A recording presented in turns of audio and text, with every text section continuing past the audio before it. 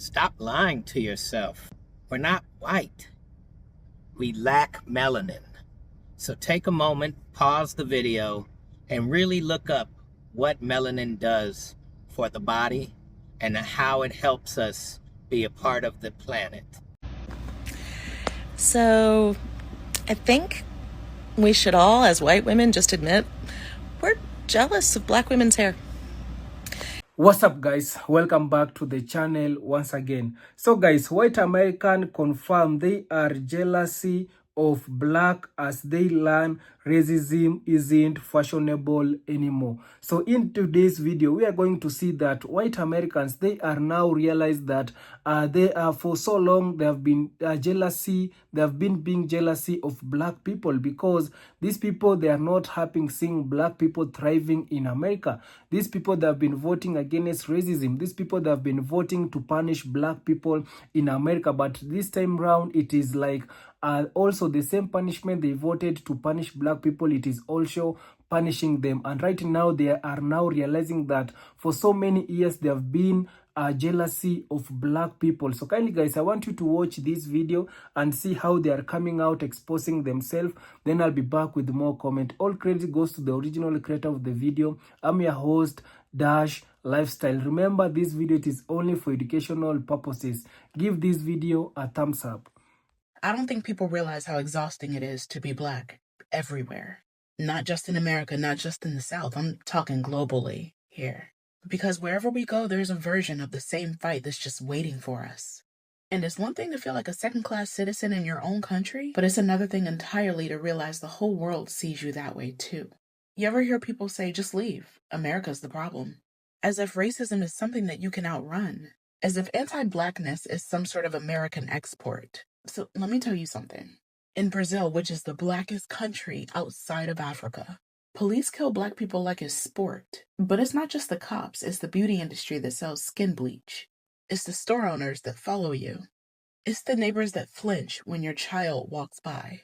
In the UK, you can speak perfect Queen's English, but still be denied housing, passed over for jobs, and told to go back to Africa like your birth certificate doesn't say Birmingham.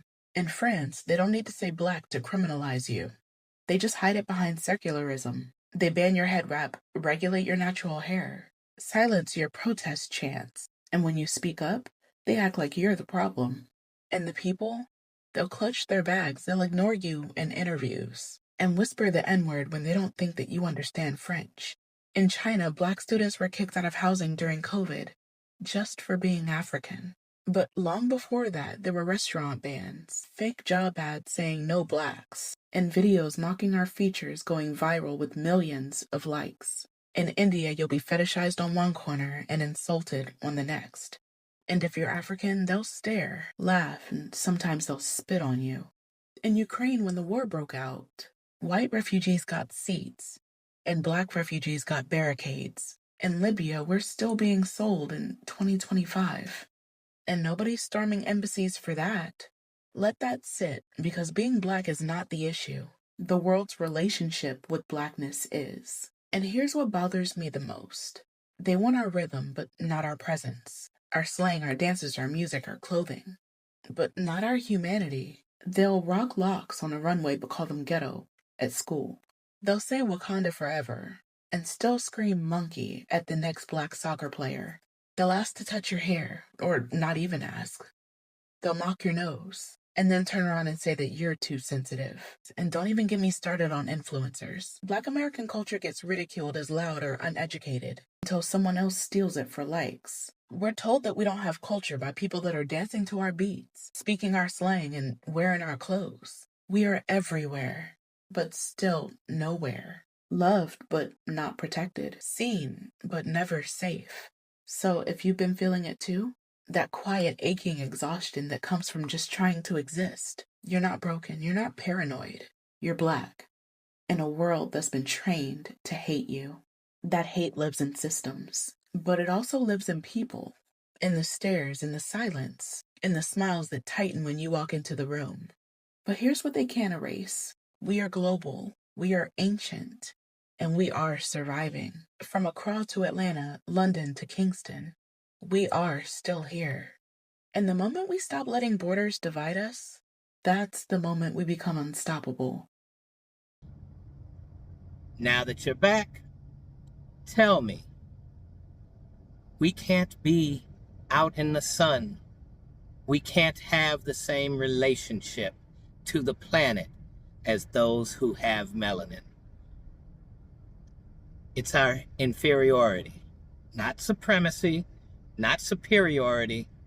It is our one inferiority. And then, of course, as any bully would do, when you feel inferior, you would make yourself appear superior by bullying someone to make them feel less than you, instead of finding out how you can be the best version of yourself so that you can be your own version of greatness. And that's all we have to do. There are all these systems for distribution of resources that are built based on our greed, our desire to get resources that other people have access to and we didn't. It's that simple. They're already built, and all we have to do is remove the desire for greed and control over those resources and become a sharing, humane people. The example exists in melanated folks. They don't treat us the way we treat them. They treat us better than we treat ourselves. So let's learn. Let's enjoy the planet. Let's stop all this foolishness.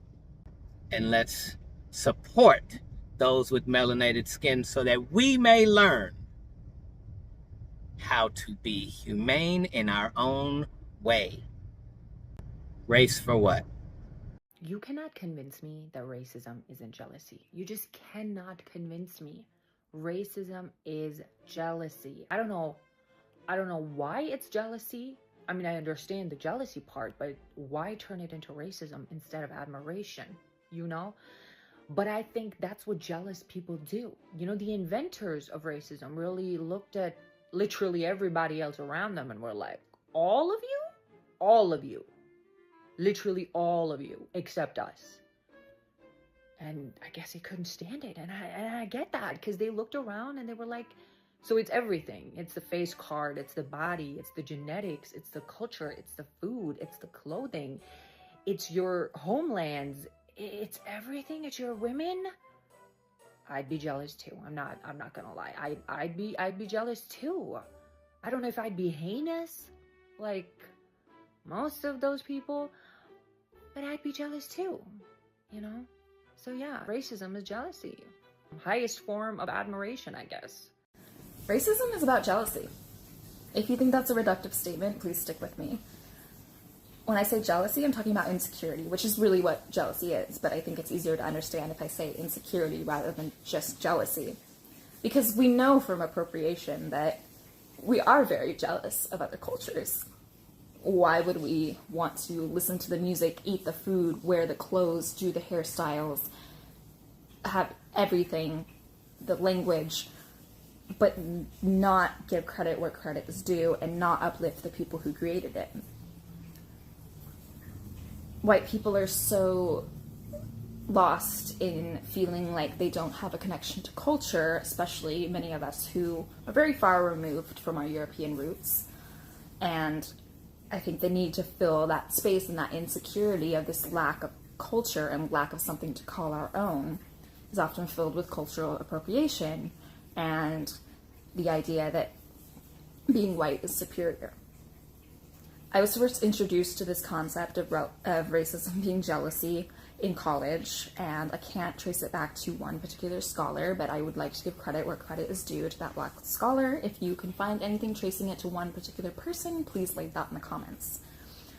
I think it's important to think about racism in this way if we want to unlearn it. Because, as some people say who are non-monogamous, or anyone who's just working on their relationships, jealousy is an indicator that something is not quite right with us. It's an indicator of our insecurity and how we might be feeling. It's not about what our partner is doing or what someone on Instagram is doing with their life that makes us feel inadequate. It's about something going on inside. And I think we really need to interrogate that. What is it about people of color showing excellence, people of color maybe being more in touch with culture, people of color being more in touch with the environment, people of color making better food, and everything else that we envy? What does that trigger in us? And why do we have the need to put those people down? It's about jealousy. And if we can figure out that we're feeling that way and trace that feeling back to maybe some of our unconscious biases, I think it's a lot easier to start thinking about, how can we unlearn that? How can I feel secure in my identity as a white person who has roots in maybe Italian and like other cultures, but like doesn't really feel connected to anything? How can I feel secure in myself to not want to put others down, whether that be racism or any other form of discrimination, or just plain hating on another woman because she's amazing? You know, I think this makes it seem like racism is very simple, but it also just helps us frame it in a way that's accessible to us. We know that dismantling racism starts with individual work, and personal growth is all about thinking about the hard things about yourself and the things and parts of yourself that you don't like. And jealousy is one of those things. No one wants to be jealous. It's an awful, awful feeling. And we don't want to admit that we're jealous. And we shy away from that, but it's something we can interrogate, and I think that is going to help us go a long way. Anyway, just my thoughts. Happy Juneteenth. I hopefully will speak about this more coherently in the future. Yeah, Black Lives Matter.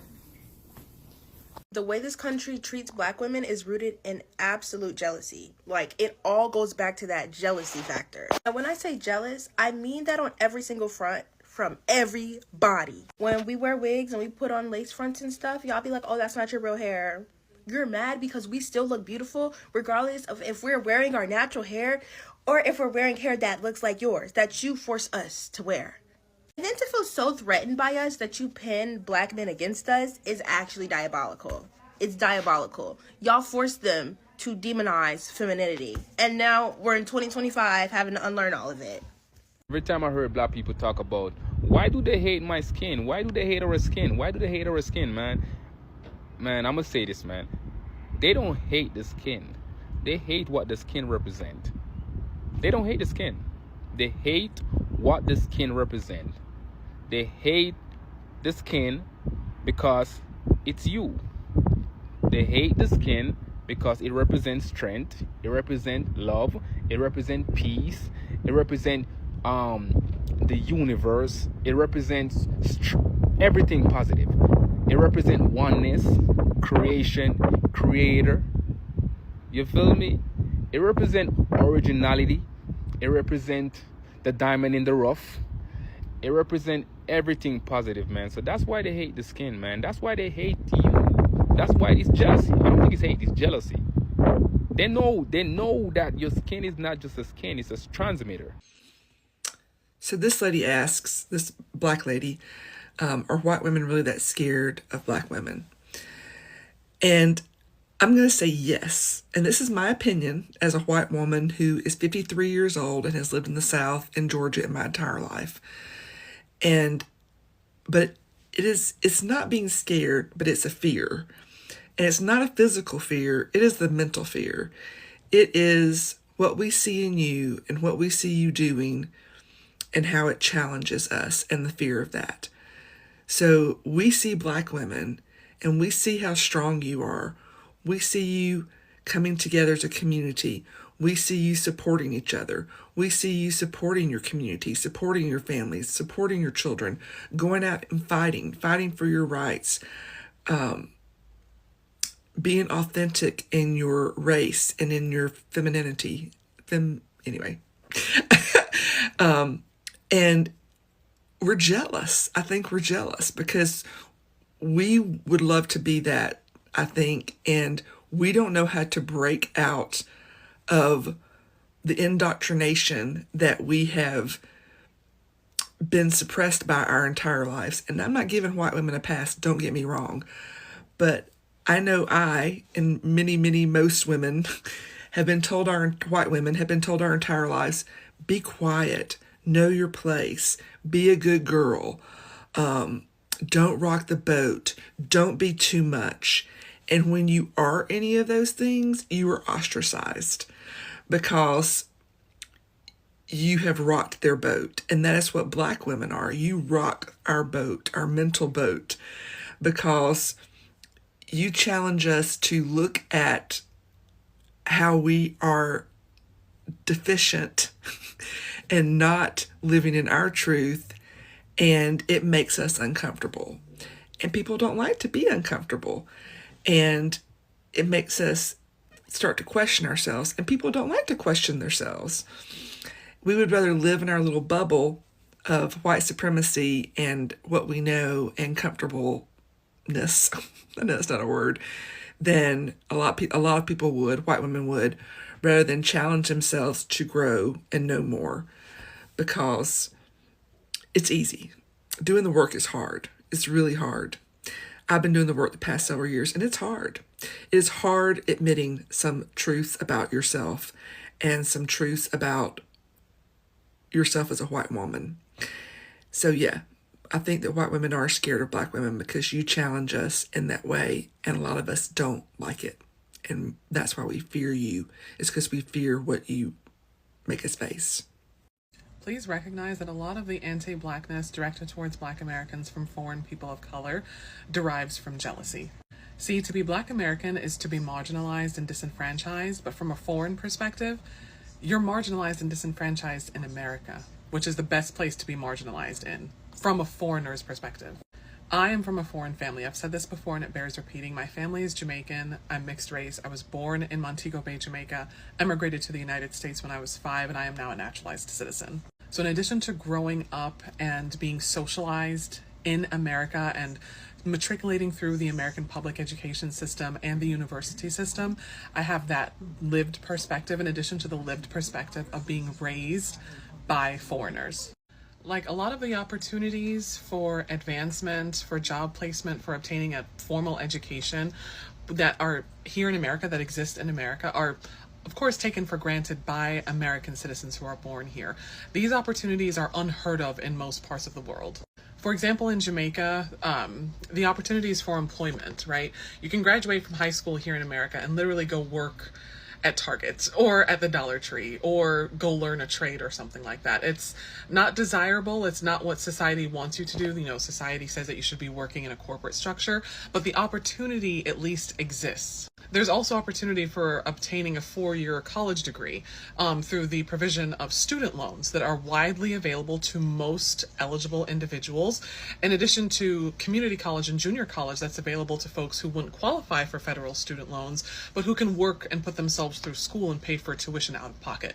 Those similar employment and educational opportunities do not exist in places like Jamaica, where you have to be born into a wealthy family to be able to afford a 4-year college degree, because there is no national student loan structure to pay for a university degree. There aren't as many places for employment that don't exist outside of like a hospital or the tourism industry, or if you're not related to a family member who works in like the HR department or the hiring department for a particular place of employment. For example, how I, as an American citizen, can walk into a Costco or a Walmart or a Target or something and be hired based on, you know, my experience or based on my knowledge or what have you. Those places don't exist in Jamaica. So being able to just walk into somewhere with a piece of paper and the ability to work and find that work, that itself, that opportunity is non-existent in most places in the world. So understand that foreign people of color who live in these places where opportunity is few and far between, unless you're born into the moneyed class or unless you're born into the noble class, look at Black Americans living in America and are envious and are jealous. And their thing is, well, what are you complaining about? You don't know anything about marginalization or what it truly means to be dispossessed or what it really means to be oppressed, because you're in America. You have all these opportunities, you have all these chances, you have justice, you have laws and discrimination laws that protect you. Those things don't exist where I'm coming from. So what's the big deal with you? And again, it's envy because, yeah, you're marginalized, but you're marginalized in America where you have a right to legal advice. You have a right to a speedy and fair trial. You have a right to be protected from unreasonable government search and seizure. You have discrimination laws that protect you. You know what I mean? Like, you have all of these things that protect you that you're just born into just by accident of birth that I don't have in my own country.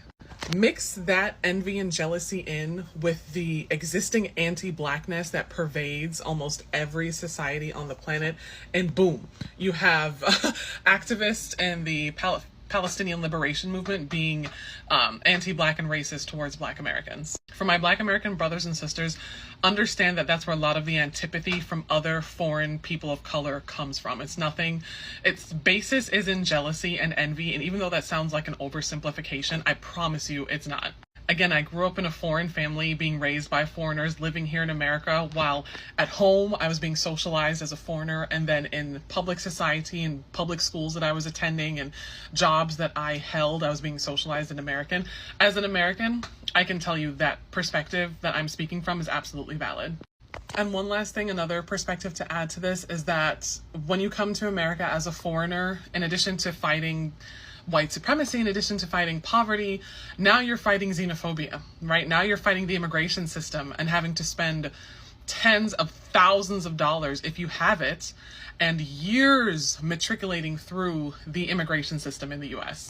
Foreigners like myself who have to deal with the United States Center for Immigration Services, who have to worry about ICE, who have to worry about whether their green card needs to be renewed, who have to pay for the exorbitant fees that it costs to apply for citizenship, because citizenship is not automatically granted to folks just because you live here for X amount of years. It is something that you have to apply for. It costs thousands of dollars, and it takes years for your application to process. It's not an immediate, yes, congratulations, you're now a US citizen. They have to go through your entire immigration record from the very date you set foot on US soil to determine whether or not you're even eligible to be a US citizen.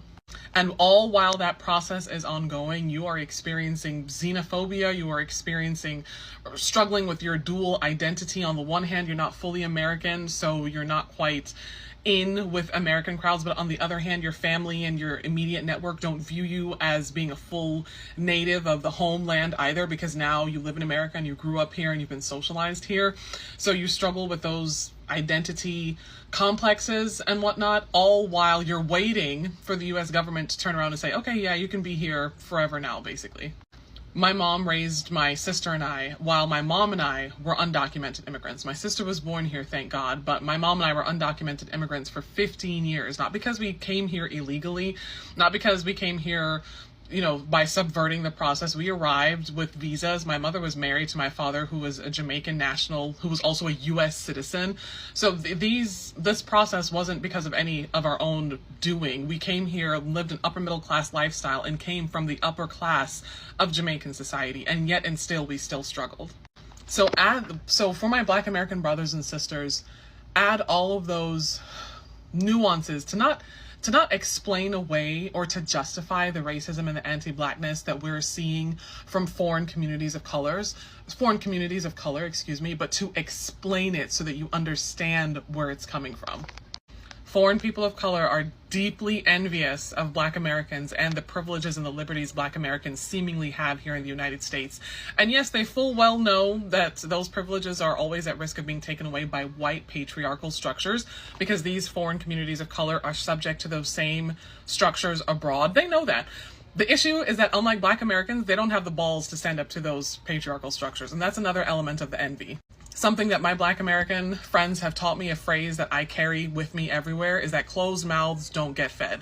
Black Americans fully understand that and have understood that from day one, which is why Black Americans were marching, protesting, boycotting, burning down slave plantations, making speeches until rights that where they should have been born with were given to them almost by force. Black Americans We're not afraid to stand up to white patriarchal structures and white supremacy, and still today stand up to white supremacy in ways that foreign communities of color are just too afraid to do. And those foreign communities of color are also envious of Black Americans' bravery for standing up to white supremacist structures, and then in turn being rewarded with rights and liberties for standing up to those structures. Unfortunately, this is all just another version of high school. It's all just another version of schoolyard bullying, and foreign people of color are just very deeply envious and jealous of the privileges they think Black Americans have in the United States, and how Black Americans are born into those privileges, and also the ballsy bravery and courage that Black Americans have in demanding that those privileges, those rights, those liberties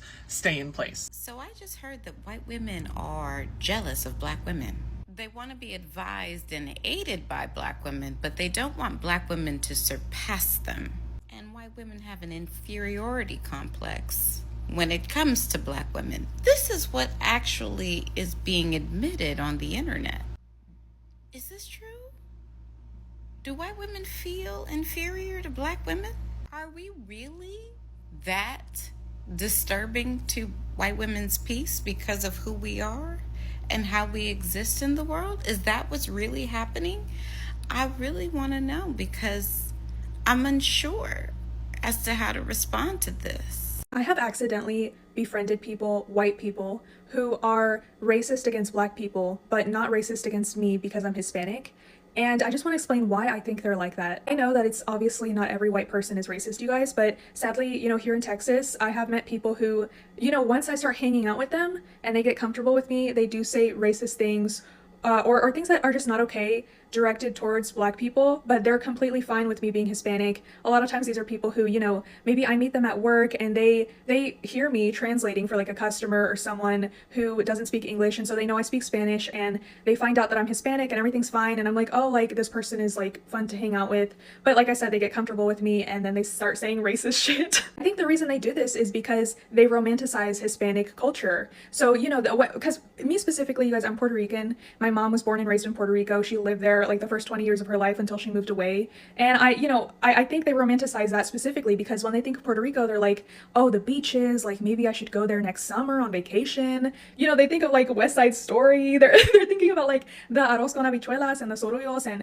the flan and like Prince Royce, Bad Bunny. They're thinking about how, oh, the women are so beautiful, the language is so romantic. It's almost like there's this mystery around it because they don't really know that much. And they're like, oh, like I love Latinos, like I love the culture. And so it's something that they can easily romanticize because there's a lot of things that they like, and it seems almost like this distant, like, oh, Puerto Rico's another country. Even though Puerto Rico is part of the United States, you guys, there are some white people that don't even freaking know that. Like, I remember a few years ago, I was in San Juan because I was visiting my family over there, and I was walking around, and I heard this white lady on the phone, and she was like, I can't talk right now, I'm in another country. And I think I've mentioned this before, but I just can't forget that because she was like older. And I remember turning my head and I was like, girl, like, because like I said, I think some people, they see it as like vacation destination, it's another country. And I also think that these white people that I've known in my life, who end up being racist towards Black people, I think they like me because I'm so freaking pale, dude. And so they're like, oh, Kayla's one of us, but she's like kind of spicy. They kind of still see me as one of them. But the thing is, like, if you're going to be racist, just be racist towards everybody. It doesn't make sense to me why you're picking and choosing who you're going to be racist against. And I think the reason that they are comfortable being racist towards Black people is because, we see Black people everywhere here in the United States. And because of the slave trade, a lot of y'all don't know, specifically where your family is from or, where you're from. You just are like, well, we're just from the United States because sadly, because of all the horrible things that happen, I know that a lot of y'all can't trace back specifically where you were from, And so the romance and the mystery is gone. It's just like, oh, they're just Black people, whatever. And, I think it's also envy because they are envious of like your big lips, how, your dark skin, because we see a lot of white people who are obsessed with being tan. And, I think they're also envious of like how you guys are just naturally curvy or strong. And again, you guys, I'm not trying to just trash on white people. It's just that I don't even make white friends anymore here in Texas because this has happened like too many times, honestly, with me, where I'm like, I feel like I just wasted my time like befriending someone because they, like I said, they end up saying racist things about Black people when we're alone to me. And I'm like, dude, if you say that about Black people, what do you say when I'm not around? Because that I'm Hispanic. So for example, with all the things happening with ICE, I'm like, when I'm not there, would you say, oh, they deserve it? Oh, I trust the government. Oh, well, they're probably criminals. Like, what do you say about us when I'm not there?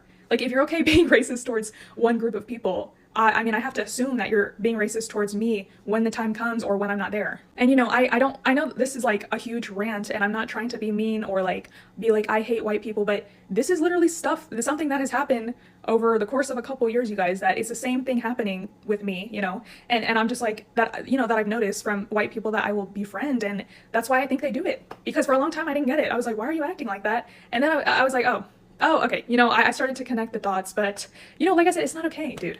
Like, just don't be racist towards any group of people. You can't pick and choose who you like. Like, that doesn't make sense. Guys, I hope you have watched that video and you have seen how white people, especially those MAGA people, they are suffering in America.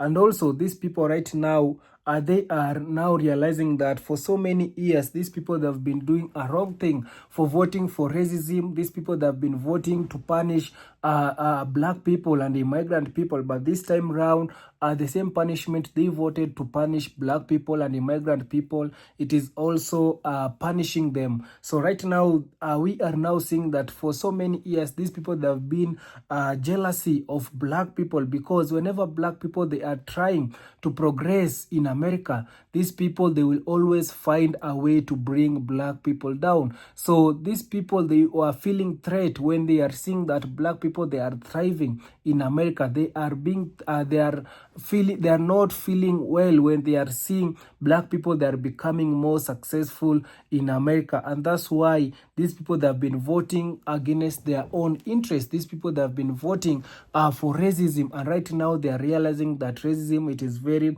expensive. So guys, I have some of the comment here that I want to read it for you, and also you can share your thoughts on the comment section. Remember, this video, it is only for educational purposes. We are here to learn. So guys, this one is saying that as a Jamaican who also, let me just read, as a Jamaican who also immigrated to America at 5 years old, I say this with my whole chest. The opportunities that Black Americans have in America, it is because they stood on the front lines, fought and died for those opportunities. So unless you are in your country and willing to do the same thing, to do not get upset with them. They did what you were not willing to. Their opportunities were earned in blood. Yeah, so this one is a Jamaican living for 5 years in America, and what he has come to understand is because of the Black Americans, right now we can see majority of Black people coming from different country. They can now go to America because of the sweat and blood of Black Americans. Right now we can see these people, they are fighting for equality. These people, they have been fighting so hard in America, and majority of immigrant people, they always, when they are coming to in America, they always say that Black people, they are lazy. Black people, they don't want to do this job and this job. No, these people, they have fought so hard in America. So we need also to appreciate whatever Black Americans they have been doing in America. It is because of them. That's why we can see majority of our Black people can be able to go in America. It is because of them we can see majority, some of the of our Black people, they can become successful in America. It is all because of them. And also it is because of the Black American we are seeing America how it is. These people, they sweat. These people, they went through forced slavery to build this country known America. So the people who build America, it is the Black people. No, somebody can lie to you that it is the white folks who build. No, it is the Black people who went ahead and build this country called America. So this one is saying that everyone in the beginning of human origin were Black. Yeah, so these people they have been lying to us that the real Jewish, they are the real Jews, but we have come to realize that the Black people, they are the real Jews. And also Jesus is not white, is Black. Yeah, these people, they need to know that. So this one is saying that this is gift of God. Black people have been given. Yeah, so this one saying that we know why the Pharaoh's Moses were chopped off. Yeah, so this was saying that we are extremely lucky to be melanated people. Wouldn't change it for all tear in China. Yeah, so this one saying that jealousy sin. This one is saying that jealousy is form of mental illness. Yeah, so this one saying that the last lady said they were envious that were right for our right, etc. But they also benefit from the right we largely gain. Yeah, so some of the people who are enjoying the rights in America, it is all because of black American. So this one is saying that that's why our smile and laughter drive the racist mad. We know we aren't. Not interior. So this one is saying that, Lord, thank you for favor. Thank you for favoring me as your daughter. Thank you for the gift of melanin. Thank you for today. Amen. So this one is praising God for seeing all what these people have been saying, and he has decided, she has decided to give thanks to God. So this was saying that the most beautiful woman in the world are melanated. That it is were extremely beauty. So this was saying that the blacker the berry, the sweeter the juice. Amen. So this one saying that jealousy will lead you to hell because it is of Satan. Yeah, so these people they need to stop jealousy because jealousy will lead them to hell. It is Satan. So this one saying that I was always taught that the blacker the berry, the sweeter the juice. Cheers. So this one saying that when people put other down, they think they are better, but they are insecure. Hurting people hurt others. Yeah, so these people that have been putting black people down, thinking that they are better, but for real sense, these people that have been insecure.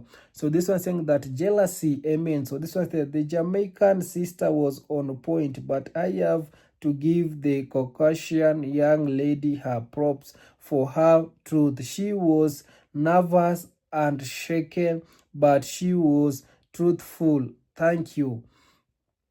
Yeah, so this one saying that we people of melanin, we are never interior, we are never curves, and we were always blessed because we were made in the most high image. We were made to live and enjoy the sun, made by the Most High for his people. We black people are the first who was made in the Most High love, and that's why we can't be defeated. We are blessed and highly favored, the Most High, and we need to recognize that. All praise to the Most High, Most High Yahweh, and his Son Yeshua. Yeah, so right now people, they are realizing that the true Jews, it is the black people, and also black people were the first people in this world. These white folks, they came from black people. So this one is saying that this one saying that praying to the God of the universe and ask for forgiveness can remove the jealousy. Yeah, so this one is saying that these people, they need to pray to the Most High and ask for forgiveness. It is time right now. These people, they need to repent. So this one saying that that's why the tennis wife woman attacked Townsend recently. So this one saying that great information. This one saying that is telling the truth. This one is saying that I am a Brooklyn near. I have hung around all cultures, bro. I have been in the military around the world in 7 years. This video is the truth. Thank you all contributors. Yeah, so this one is sending thanks to the all contributors. This one saying that in the Bible, a bit of time when God cast people, he turned them white.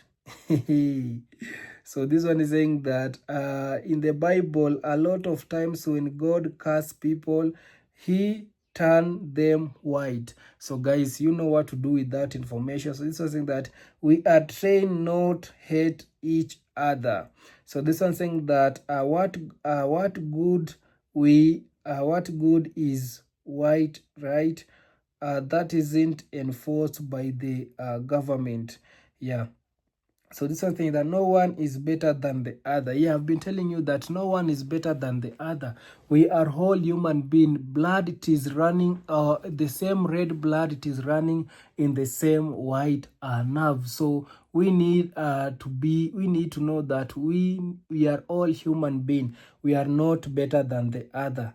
Yeah, so this one is saying that that why do you think 99% of the world are running around with big brown eye? Yes, from the black African ancestor, look around and you will see what I am talking about. Yeah, guys, so these are some of the comment, and also guys, you can share your thoughts on the comment section. I'll be reading it in my next video. So kindly guys, remember to give this video a thumbs up, subscribe if you haven't. See you in my next one. Bye bye guys.